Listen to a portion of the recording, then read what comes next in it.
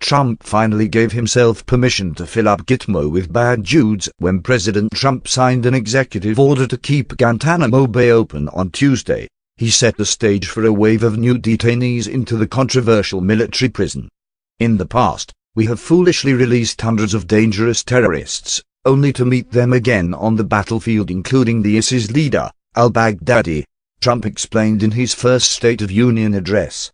The new order reverses a decade of policy, specifically President Obama's 2009 directive to close the facility in Cuba. But under Trump's executive order, the federal government now has the green light to send more detainees to a place where they will have little chance of ever leaving.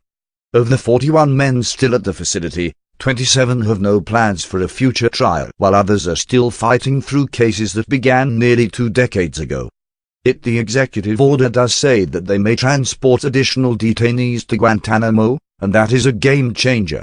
We haven't done that for a decade, explained Karen J. Greenberg, director of Fordham University Law School's Center on National Security.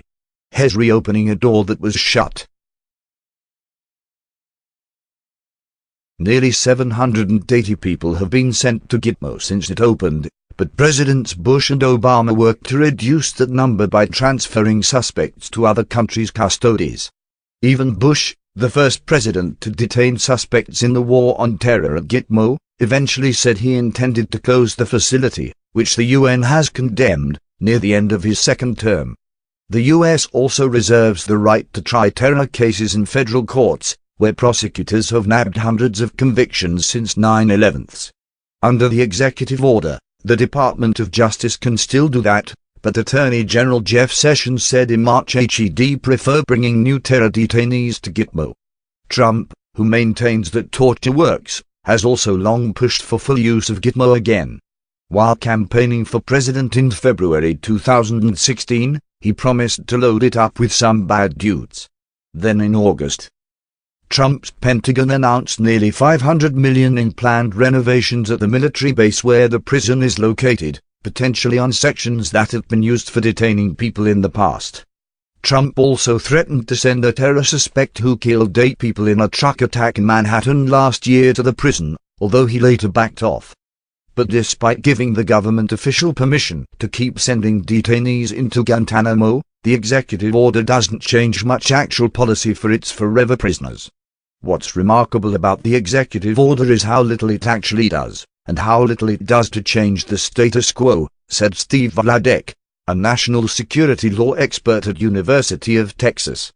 Obama's executive order called for the detention center to be shut down by 2010, but Congress halted those plans and restricted the president's ability to move Gitmo detainees to the U.S. for trial in a civilian court, sealing prisoners' fates to a long stay on the island.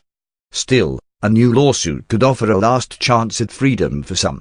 The suit, filed by the Center for Constitutional Rights earlier in January, argues that by condemning prisoners to Guantánamo and endorsing no further releases, Trump has denied them due process and overstepped his legal authority to fight the war on terror. For the latest Gloria J. White news updates, follow Gloria J. White on Twitter, Facebook, and subscribe to our YouTube channel. Trump reportedly asked Rosenstein if he's on my team. President Trump reportedly asked Deputy Attorney General Rod Rosenstein whether the Justice Department official was on my team during a meeting in the White House last month. Rosenstein, who appointed Robert Mueller as special counsel for the Russia investigation, had visited Trump to ask for help combating demands for documents from House Intelligence Chairman Vin Nunes, according to CNN. Instead, Trump grilled Rosenstein on the Russia investigation and eventually asked for assurance that the law enforcement official was on my team, the network said. "Of course, we're all on your team, Mr. President," Rosenstein replied, according to CNN. Rosenstein is the highest Justice Department official in charge of the Russia investigation, since Attorney General Jeff Sessions recused himself. The requests for documents by Nunes may have contributed to the lawmaker's controversial memo, which he claims proves flaws in the FBI and Justice Department probes into Russian meddling in the 2016 presidential election. In a similar scenario from early in Trump's presidency, Former FBI Director James Comey claimed the president asked for a loyalty pledge from him just days after Trump was sworn in. Trump asked the only person who can fire Mueller if he was on my team. Report says if President Donald Trump values anything, it's loyalty to President Donald Trump. In a December meeting, Trump reportedly asked whether Deputy Attorney General Rod Rosenstein was on my team, several unnamed sources told CNN on Wednesday. Sound familiar? FBI Director James Comey testified that Trump asked him to pledge his loyalty as well. At the time, Rosenstein reportedly was asking for Trump's help in warding off document requests from the House Intelligence Chair Divine Nuns relating to the Russia investigation. But Trump was more interested in trying to suss out the details of the investigation and find out Rosenstein's motivations. Of course, we're all on your team, Mr. President, Rosenstein responded, the sources told CNN. Comey, however, declined Trump's request. He was later fired. Since Attorney General Jeff Sessions recused himself from the Russia investigation, Rosenstein is overseeing Special Counsel Robert Mueller's investigation. Rosenstein is the only person with the authority to fire Mueller. Later in December, lawmakers on the House Judiciary Committee asked Rosenstein whether he'd spoken to the president about the Russia investigation. Rosenstein declined to say but did testify that he hadn't received any improper orders from Trump and that he wouldn't fire Mueller at the president's request. An oath to the President of the United States, rather than the Constitution, would be inappropriate, Rosenstein testified. As long as you are following your oath of office, you can also be faithful to the administration, he added.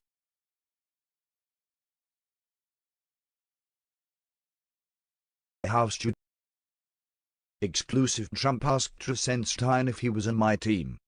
Deputy Attorney General Rod Rosenstein visited the White House in December seeking President Donald Trump's help. The top Justice Department official in the Russia investigation wanted Trump's support in fighting off document demands from House Intelligence Chairman Divine Nuns. But the president had other priorities ahead of a key appearance by Rosenstein on the Hill, according to sources familiar with the meeting. Trump wanted to know where the special counsel's Russia investigation was heading. And he wanted to know whether Rosenstein was on my team.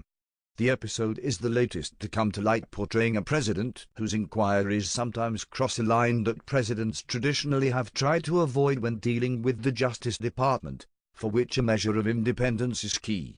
The exchange could raise further questions about whether Trump was seeking to interfere in the investigation by Special Counsel Robert Mueller, who is looking into potential collusion by the Trump campaign with Russia and obstruction of justice by the White House. At the December meeting, the Deputy Attorney General appeared surprised by the president's questions, the sources said. He demurred on the direction of the Russia investigation, which Rosenstein has ultimate authority over now that his boss, Attorney General Jeff Sessions, has recused himself. And he responded awkwardly to the president's team request, the sources said. Of course, we're all on your team, Mr. President, Rosenstein told Trump, the sources said. It is not clear what Trump meant or how Rosenstein interpreted the comment. The Justice Department declined to comment for this story. The White House did not comment. Rosenstein's meeting with the president came as Rosenstein prepared to testify before the House Judiciary Committee. Trump appeared focused on Rosenstein's testimony, according to a source briefed on the matter, and he brought it up with the Deputy Attorney General. As a further sign of the president's focus on Rosenstein's testimony, one of the sources said Trump also had suggested questions to members of Congress that they could ask Rosenstein. One line of inquiry Trump proposed lawmakers ask about was whether Rosenstein appointed Mueller as special counsel to investigate Russian meddling in the 2016 election because Mueller was not selected as FBI director. CNN has reported that Trump has been venting to his aides about Rosenstein in recent weeks and even raised the possibility of his removal. Sources say Trump believes Rosenstein was upset Mueller wasn't selected as FBI director and responded by making him special counsel. It does not appear those questions were asked of Rosenstein at the hearing. Rosenstein's December 13 appearance before the committee included strong backing for Mueller. He also pushed back at Democrats' questions about the president's demands for loyalty. As long as you are following your oath of office, You can also be faithful to the administration, he testified. At the hearing, Rosenstein repeatedly declined to say whether Trump had ever asked him about the Russia investigation. But he testified that he never received any improper orders from Trump and denied that anyone ever asked him to pledge his loyalty, dating back to his time in the Bush administration. Nobody has asked me to take a loyalty pledge, other than the oath of office, Rosenstein said. In the first months of his presidency, Trump asked Comey for loyalty, according to Comey's testimony on Capitol Hill and his account to other FBI officials. Comey did not pledge loyalty, and after a few additional tense interactions with Trump, he was fired in May 2017. While searching for Comey's replacement, Trump interviewed acting FBI Director Andrew McCabe. Trump asked McCabe who he voted for during that interview, according to a source familiar with the matter.